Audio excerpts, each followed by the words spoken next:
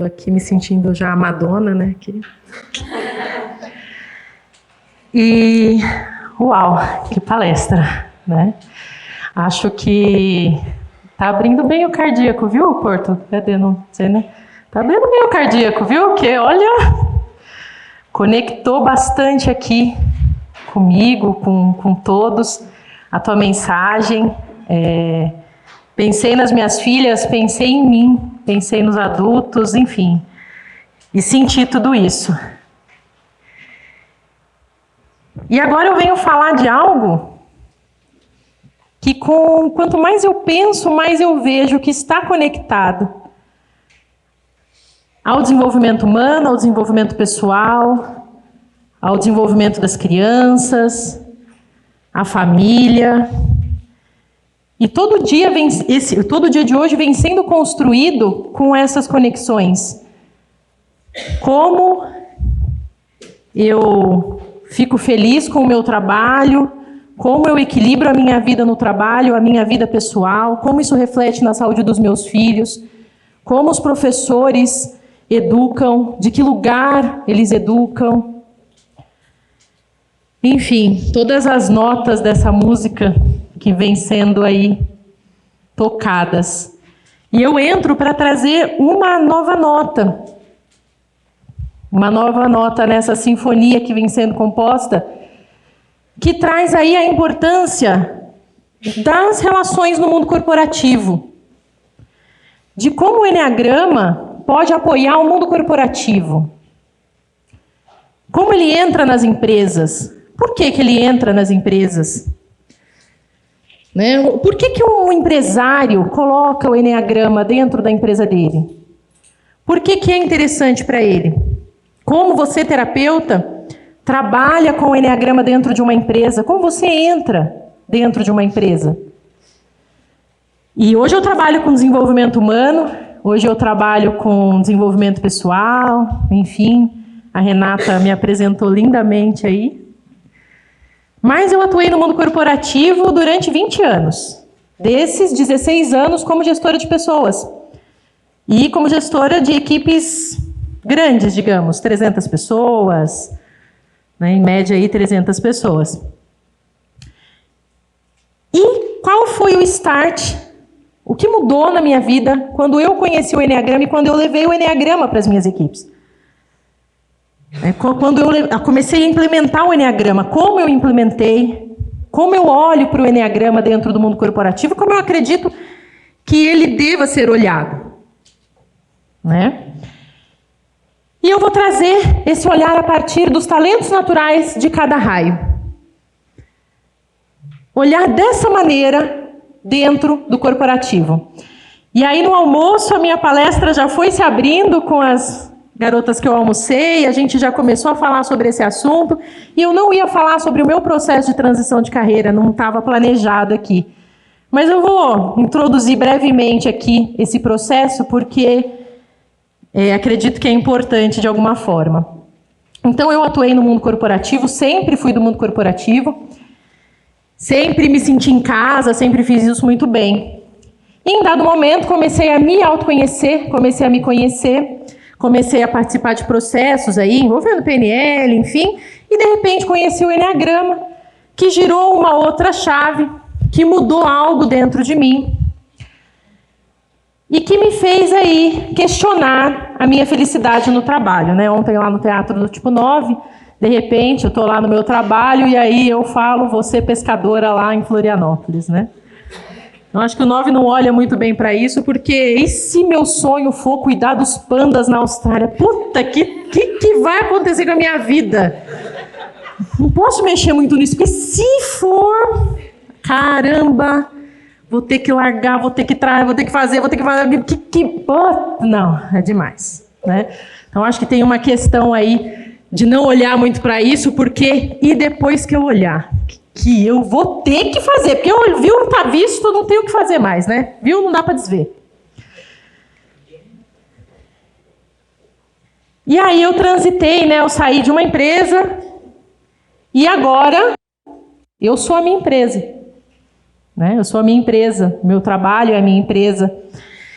E com a nova era, que foi mencionada aí pelo Celso, pelo Porto, que vem aí nesse campo, pela Ana.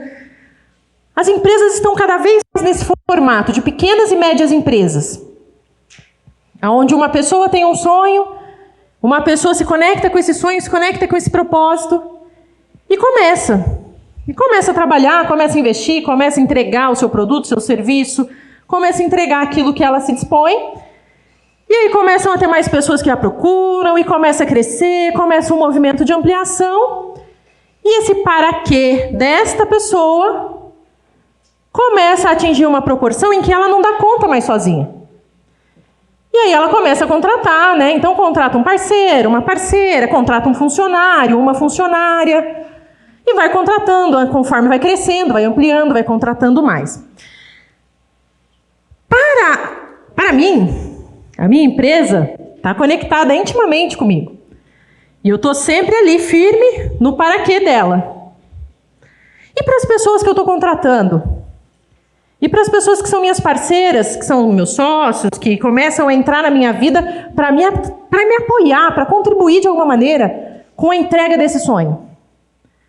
Qual é o nível de conexão com o para quê disso? Quando as coisas não estiverem legais, quando eu tiver que fazer o que eu não gosto muito, quando o retorno não for o que eu espero, eu estou conectada com esse para quê ainda. E as pessoas que estão comigo? E o meu time? E os meus líderes? Qual é o nível de conexão que eles têm com isso? Até onde eles vão? O que eles entregam? E quando tiver problema em casa? E quando tiver que deixar os filhos? E quando tiver nascido um bebê? E quando tiver isso? Qual é o nível de conexão com o para quê da minha empresa? Dessas pessoas que começam a chegar para compor, para me ajudar, para entregar isso. De alguma forma elas estão conectadas. Mas em que nível? Em qual nível? Né? E aí se tem aí no mundo corporativo uma expressão que com certeza vocês já conhecem, que é o quanto o meu funcionário está motivado. O quanto o meu funcionário está engajado. O quanto ele está conectado com a minha empresa, com os nossos objetivos, com as metas, com tudo que eu tenho para entregar. O quanto ele está engajado, o quanto ele está motivado. E o Enneagrama vem para apoiar nessa motivação, nesse engajamento, nesse movimento. As empresas, elas utilizam alguns mecanismos para manter esse engajamento e essa motivação. A remuneração é uma delas, então eu te entrego um valor financeiro, você me entrega seu trabalho, tá tudo certo. O reconhecimento, né? A estrela do mês, o funcionário do ano, o destaque do mês, o gerente, né? Foto, placa, bate palma, vai almoçar, faz não sei o quê, N formas de reconhecimento. A promoção, o plano de carreira, né? Eu olhar e entender que eu posso chegar ali, eu posso ganhar mais, eu posso ser mais reconhecida. Então eu tenho lá um plano para seguir, isso me motiva, isso me engaja. Então o dia que eu tiver problema em casa, mesmo assim, eu saio da cama e vou trabalhar. O dia que as coisas não estão muito bem, eu ainda assim vou e entrego, faço. Tudo isso motiva. Mas até que ponto é suficiente? Até onde isso motiva? Por quanto tempo? Frente a quais adversidades isso conecta? O quanto impulsiona a entrega? Eu, no mundo corporativo, durante toda a minha experiência, conheci muitas pessoas e antes da minha transição de carreira, cheguei num espaço onde eu tinha remuneração, eu tinha reconhecimento, tinha um plano de carreira, tinha possibilidades, mas não estava motivada. Não estava feliz. Como uma boa nova, eu ia, né? Automático, eu vou, vai, né? Então, ir nunca foi o problema para mim. Mas até que ponto a minha entrega era de uma funcionária motivada? Até que ponto a entrega dos meus liderados eram de funcionários motivados? E vocês, como terapeutas, como psicólogos, profissionais aí de desenvolvimento humano, já devem ter apoiado pessoas nessas condições. E isso vem crescendo. Isso vem crescendo. Isso vem constantemente crescendo, motivado aí por influências da transição planetária, de processos, enfim, motivados por N motivos, isso vem crescendo. Não é mais suficiente só isso. Como que eu conecto as pessoas ao meu propósito?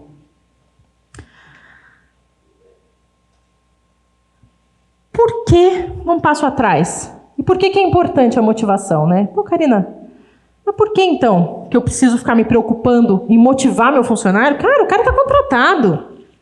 Tá ganhando, o salário está caindo na conta?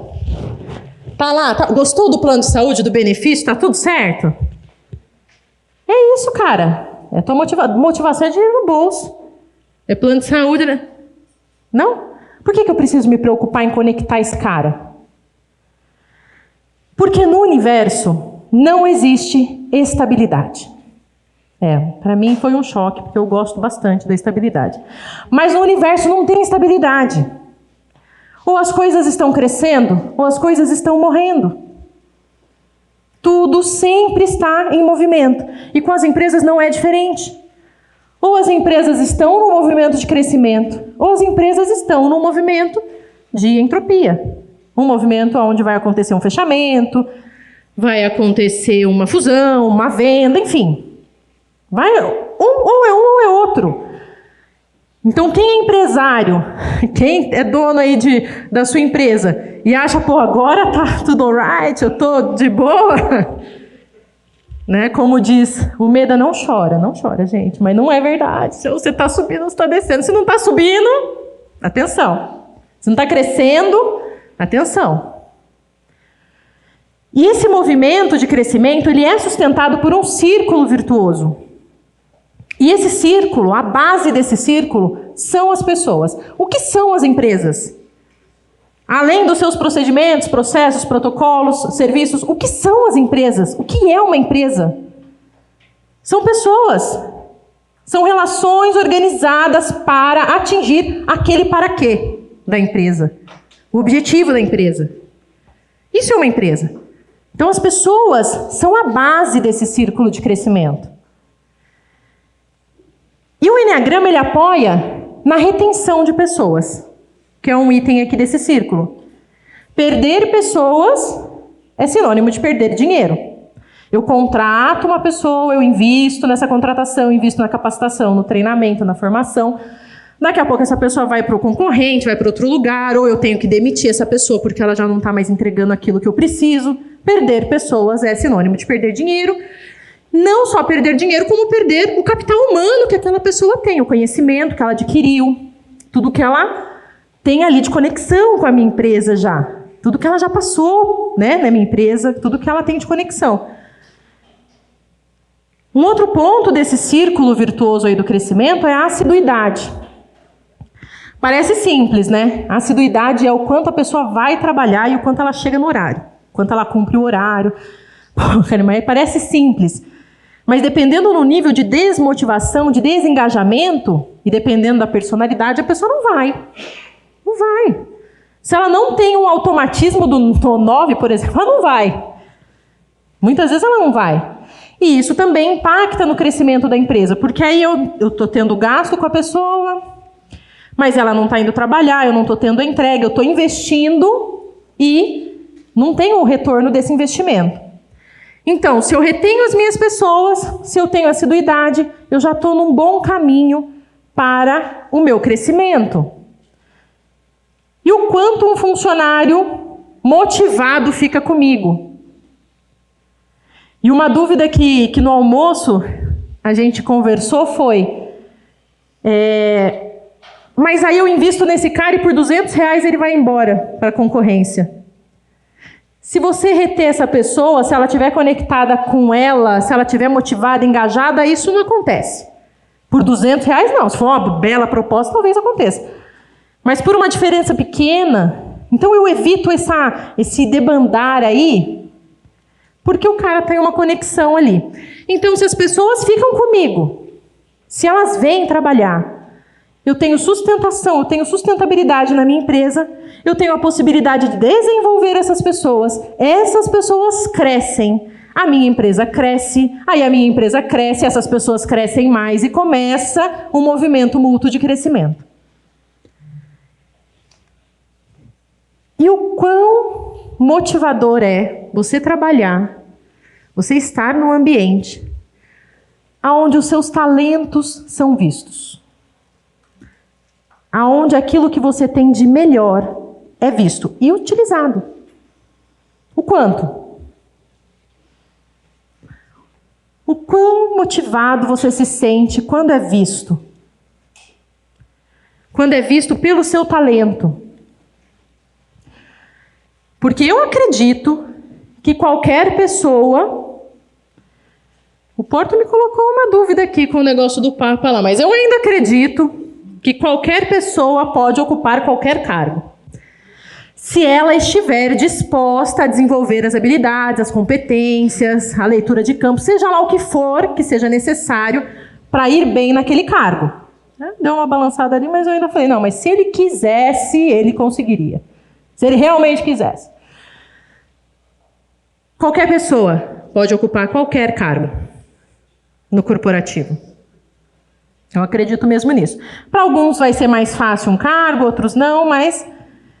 Agora, quando você olha no corporativo pela perspectiva dos talentos naturais de cada raio, é como se na largada de uma corrida você saísse lá da primeira posição. É velocidade, é fluidez, é facilidade. É saber colocar a pessoa certa no momento certo, para a atividade certa, para aquilo fluir. E ter a possibilidade de fazer a rotação disso quando necessário. Conhecendo e vendo os talentos. Incentivando os talentos, entendendo os talentos. E as pessoas se sentem extremamente motivadas quando são vistas por essa ótica.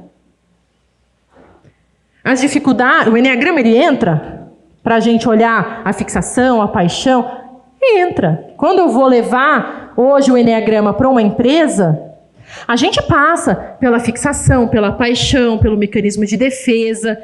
A gente vai passar por aí. E a gente vai passar de uma forma um pouco mais rápida.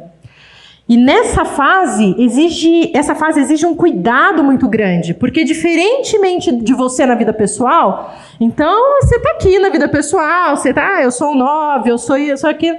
Agora, numa empresa onde você está numa sala, com seu chefe, com seus liderados, com todo mundo ali te olhando, e você levanta a mão e fala, eu sou o 9, eu sou a preguiçosa. Oh, caramba, minha paixão é a preguiça. E aí, até entender que focinho de porco não é tomada, que não sei o que, quase ninguém levanta a mão. Quase ninguém quer ser visto como preguiçoso, ninguém quer ser visto como que dá trabalho, ninguém quer ser visto como reativo, como que joga balde de água fria. Ninguém quer ser visto assim numa empresa. Porque eu não posso me vulnerabilizar numa empresa a esse nível. É o lugar onde eu ganho meu sustento, eu tiro ali meu pão, eu tenho meus liderados. Eu tenho gente ali que precisa confiar na minha autoridade. Eu tenho a minha chefe, meu gestor que precisa confiar na minha entrega, nas minhas competências, nas minhas habilidades.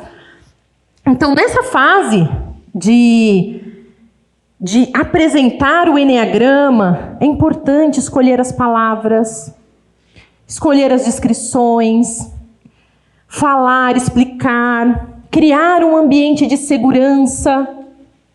E, na medida do possível, as pessoas começam a se dar permissão para entrar na metodologia, para entrar ali, para ir vendo. Então, essa crença de que qualquer pessoa pode ocupar qualquer cargo é uma ótima crença para quem quer trabalhar no corporativo com o Enneagrama. Porque ela cria esse ambiente onde as pessoas não serão olhadas pelas suas dificuldades, pelos seus pontos a melhorar, porque isso todos temos. E vamos melhorar de acordo com a necessidade do cargo, da empresa. E também do nosso pessoal, que cada vez mais não se separa, né? Aquela história de entrei na empresa, deixei os problemas lá do lado de fora, não cola mais, né, gente? Não cola mais. Podia colar quando não tinha celular, quando as coisas não eram tão rápidas, quando Não sei, né? Não vivi nessa época. Na minha época não cola mais isso. Você leva, você entra na empresa, vai tudo lá na bagagem, vai levando os probleminha, vai levando a malinha, vai levando tudo, né? Leva a frasqueira, a mala, a mochila, você vai, cada um entra com um tanto de problema ali, mas entra lá. Então, criar um ambiente de segurança, criar um ambiente que propicie essa vulnerabilidade, e isso vem da liderança, né? É importante que a liderança esteja aí, os donos da empresa entendam esse movimento. Em alguns momentos você vai desenhar o peixe na areia, como disse o Celso, você vai entrando o Celso não, o Porto, desculpa. Você vai entrando aos poucos, você vai indo até onde dá, depois você vai evoluindo para outros processos. E aí é importante ter essa visão para saber por que o empresário vai levar o Enneagrama para lá. Então, quando você quiser falar com um empresário, com o dono de uma empresa, de uma pequena, média empresa, porque as empresas grandes, muitas vezes, até vai entrar mais nas empresas dentro das empresas, né? Uma empresa de 40 mil funcionários. Tem a sede, tem as unidades, tem os departamentos. Então, pode ser que entre ali nessas fatias. Mas falando de uma empresa como um todo, né, uma pequena, uma média empresa, dá para entrar, então você vai ter que começar ali com a alta liderança, com os donos, com os gestores, já com essa visão, para ninguém sair com um rótulo, com uma tarja, com um carimbo de incompetência, de impossibilidade, porque senão é o efeito contrário, né? Senão é tiro no pé. Aí o ambiente já, ao invés de motivar, já começa a ir por um outro caminho. E aqui eu entreguei o Enneagrama esse ano para uma empresa de educação. E uma das líderes dessa empresa, que lidera uma equipe de 30 professores, ela me deu o seguinte feedback, umas 3 semanas depois do nosso primeiro encontro presencial, e ela falou: olha, Karina, eu estava com muito problema com um dos professores da minha equipe.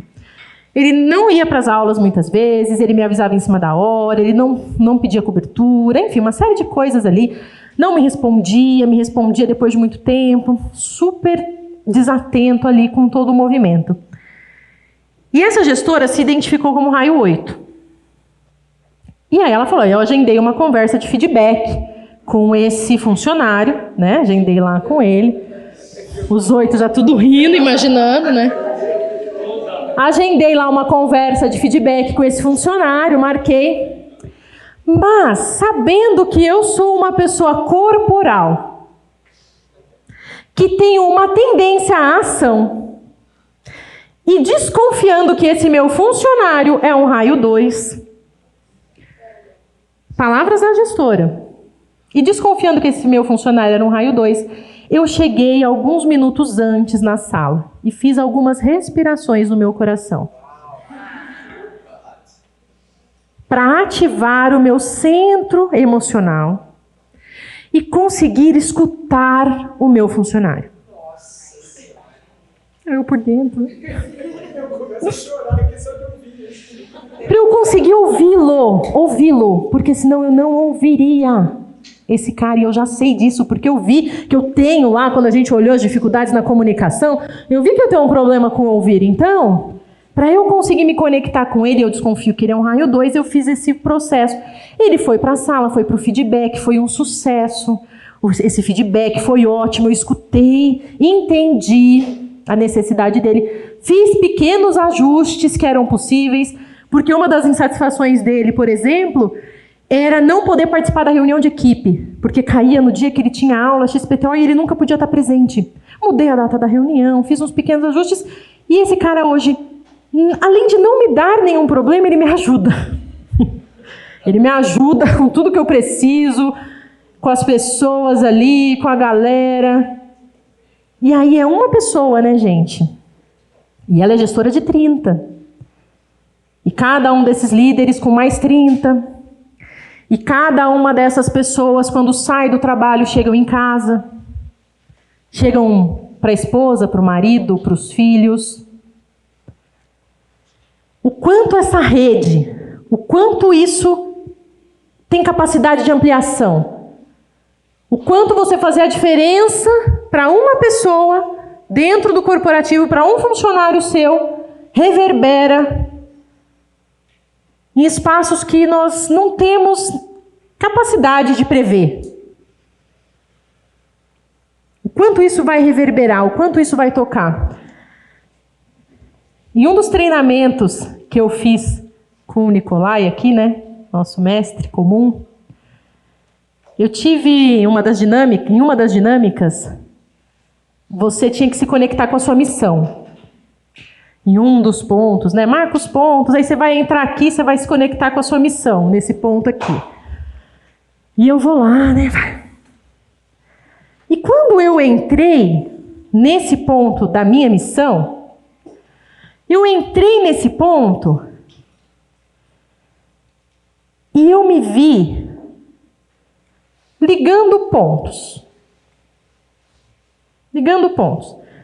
Eu já estava orientada, né? Marca corporalmente, e fiquei lá. Estou vendo ponto aqui, ligando pontos. E com uma sensação de imparável. Ligando pontos, ligando pontos. E quando eu olho hoje para o corporativo, para a educação, para a família, todos são pontos interligados. Né? Todos são pontos interligados.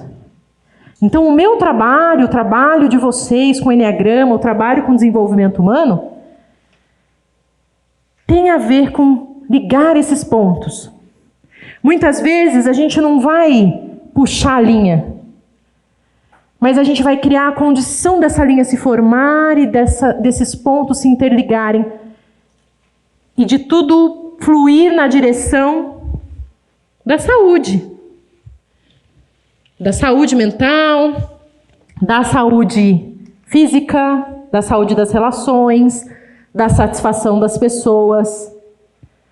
Então, o quanto temos a capacidade de ligar os pontos. E aí eu conheci o Enneagrama ainda no corporativo, né? Não tinha transitado ainda de carreira. E ele fez uma revolução na minha vida pessoal, ele mudou a minha atuação profissional e eu quis levar para as minhas equipes, eu quis falar com as minhas pessoas. Então, com os meus líderes, eu tinha uma equipe de 300 pessoas na época. Dessas, umas 8, 9 respondiam diretamente para mim, com suas equipes ali de 40 pessoas, em média. E eu quis levar, então, com os meus líderes ali conectados diretamente, a gente fez a descoberta do tipo, né? A gente foi explorando ali o Enneagrama, cada um foi se conhecendo, e eu fui levando isso assim. Mas nada de forma muito concreta, falando de mundo empresarial. Claro, tem o ganho, gente. Não estou dizendo que uma coisa é melhor que a outra. Mas quando a gente está querendo saber como está a nossa saúde, se você quiser saber como você está de saúde, o que você faz? Você vai lá no médico, ele te passa uns exames, você faz os exames, depois o médico vai te dizer como que estão as coisas, né? Vai ver lá, colesterol, X, ou check, triglicérides, diabetes. E as empresas têm os seus próprios indicadores de saúde.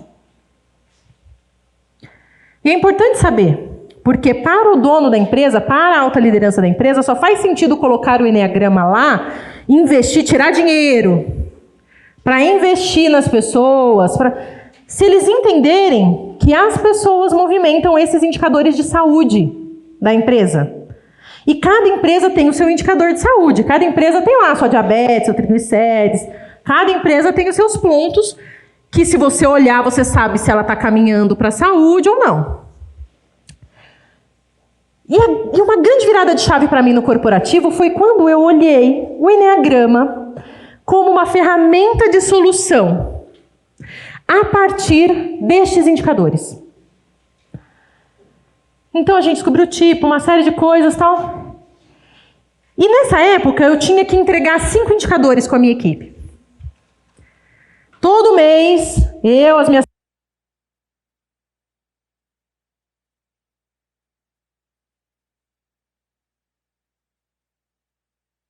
300 pessoas tínhamos que entregar o indicador de retenção de pessoas, eu tinha lá um limite para perder pessoas, eu tinha um limite para as pessoas faltarem, para as pessoas chegarem atrasadas, eu tinha um indicador de qualidade, eu trabalhava num setor de atendimento, e aí era um atendimento telefônico, as minhas pessoas atendiam as ligações, e eu tinha que ter ali um indicador de que os clientes estavam gostando do atendimento, então tinha um indicador de qualidade, tinha um indicador de tempo falado. Como eram ligações, todo mundo tinha que falar uma média ali de 4 minutos. Tinha variação, mas uma média de 4 minutos. Umas mais, umas menos, mas todo mundo falando 4 minutos. Porque se todo mundo falar 15, eu não consigo atender as 500 mil chamadas. Os 500 mil clientes que me ligam, eu não vou conseguir atender. Eu tenho que todo mundo falar 4 minutos. E um indicador de vendas. Então, de todo mundo que ligar, vocês vão, além de solucionar, responder a dúvida, vocês oferecem ali, fazem a oferta de um produto para esse cara, para essa mulher, vê lá dentro do perfil o que ela está precisando e oferta tudo em 4 minutos. Tá? Soluciona, escuta, conecta, vende, 4 minutos, tá bom? É isso aí. Tipo 1, 4 minutos, tipo 2, 4 minutos, tipo 3, 4 minutos, tipo 9, 4 minutos, todo mundo igualzinho lá, 4 minutos todo mundo. E isso era suado. E entregar todo mês, todos esses indicadores, esses 5 indicadores, era suado. E tinha meses que um ou outro não entregava. Um ou outro ficava mais abaixo, um mais acima, né? E aí eu tinha uma reunião semanal com as minhas equipes. Para ver lá os indicadores, para fazer alinhamentos. E em um desses momentos, antes da reunião semanal, quando eu estava ali pensando, passando por esses pontos e procurando uma alternativa, eu falei, gente, não é possível isso aqui. O povo vai... Se eu estou nesse nível de desgaste, o cara que tem que fazer tudo isso em 4 minutos está num nível mais extremo que o meu, tenho certeza. Porque ele está com o cliente ali direto. Os meus líderes que estão no meio do sanduíche, então, nem se fala.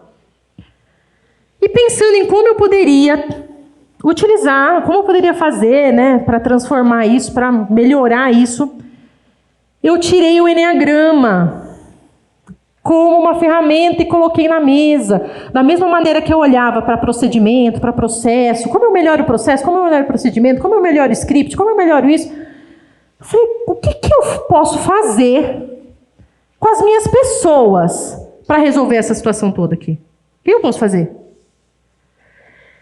E aí eu percebi que dentro das minhas equipes eu tinha uma gestora raio 6, que entregava a qualidade,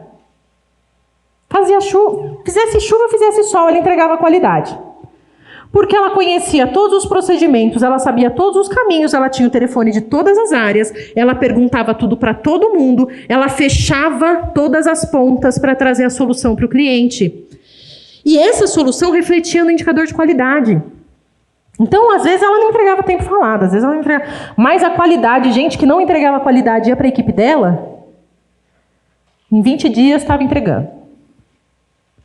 Ela criava uma cultura na equipe de entrega, de solução, de buscar caminhos, de conhecer manual, de conhecer procedimento, de conhecer isso, fazer aquilo outro.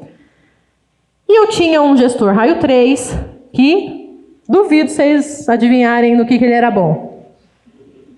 Venda. O cara batia qualquer meta de venda. A meta subia, ele batia. A meta descia, batia com o pé nas costas. A meta subia, batia.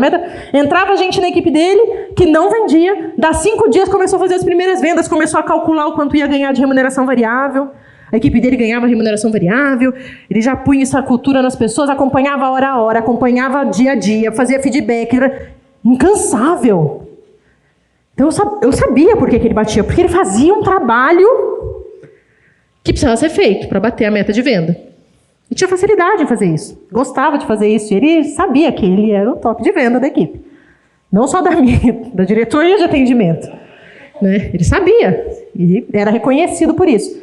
Aí eu tinha uma gestora, que era uma raio 8, que ela entregava tempo falado. Entregava tempo falado. Ia para a equipe dela sem entregar, quando vê, estava entregando. E ela tinha um lema que hoje, fazendo yoga, e o Gustavo fala, o que você faz no tapete, você faz na vida. Ela tinha um lema que era um pouco parecido. Ela falava assim, o que você faz na ligação, você faz na vida. Karina, o povo que tem dificuldade na ligação não tem objetividade na vida. Não consegue ter objetividade. Então a pessoa que entrava na equipe dela, além de objetividade na ligação, saía mais objetiva com o marido, com o filho, com a esposa, já saía ali com um acompanhamento de objetividade para a vida. Para a vida. Ela transformava a pessoa na raiz. Na raiz. Eu ouvia a ligação, fatiava, você tira isso, você põe aquilo, você faz aqui, isso aqui você muda, isso aqui você não fala, isso aqui... E eu ouvia para ver se estava fazendo. E não está fazendo, não. Vamos fazer um feedback, né? Ninguém queria muito para feedback, não. Com ela. E aí eu tinha um gestor que era amado. Amado pela equipe. Querido. Todos estavam na equipe dele. E aí eu conversava, né, com as equipes. Eu sabia, e aí, como é que tá? Você tá gostando? Tá? Como é que tá? Karina, eu amo ele. Porque ele não vê a gente como número. A gente é visto. Ele vê a gente como ser humano. Né? Na equipe dele eu sou visto como um ser humano, eu não sou um número. Eu amo ele, eu faço por ele, eu tô com ele, eu vou com ele. Ai, que bom, né? Deixa eu ver os indicadores dele para ver como é que tá aqui. Né? E aí, o que eu fiz? Eu peguei essas 300 pessoas, que eu tinha diferentes cenários distribuídos aleatoriamente dentro das equipes. Então eu tinha lá nas equipes gente que entregava uma coisa, não entregava outra, entregava 3, não entregava 2, entregava dos 5 indicadores. E eu falei, agora eu vou fatiar. Eu vou pegar os 40 que não entregam resultado de qualidade e vou dar para a minha gestora raio 6. Eu vou pegar os 40 que não entregam venda, vou dar para o 3. Eu vou pegar os 40 que não estão vindo trabalhar. Dei para o 2. Tá vendo se eu tô esperta, né, Nicolai? Tá fazendo pegadinha, né? Só para ver se eu tô no automático. Não tô, não. Então, assim, peguei esses 40 que não iam trabalhar, porque tem, gente. Às vezes o cara tem 1 ano de empresa, 8 meses, já começa a dar um saco, meu. Tem que fazer tudo em 4 minutos, meu chefe cobrando, e minha mulher falando. Testado, 15 dias. Tô com dor, não sei aonde, tô com não sei o quê, tô com não sei o quê. Nanana. Começa a ter isso, né? Vou dar os 40 que estão com esse problema pro cara que é amado, né? Vou dar pra ele lá, que ele vê as pessoas, vai conseguir ajudá-los. E vou pegar os 40 que não batem os 4 minutos de tempo falado e vou dar para minha gestora raio 8, que vai trabalhar a objetividade aí como contribuição na vida da pessoa. E aí, para implementar essa estratégia, para colocar isso para rodar, aí eu usei os meus talentos de raio 9, né? Que eu falei, poxa, isso aqui, como que eu vou fazer para isso dar certo? Como eu vou fazer para implementar isso e a galera comprar?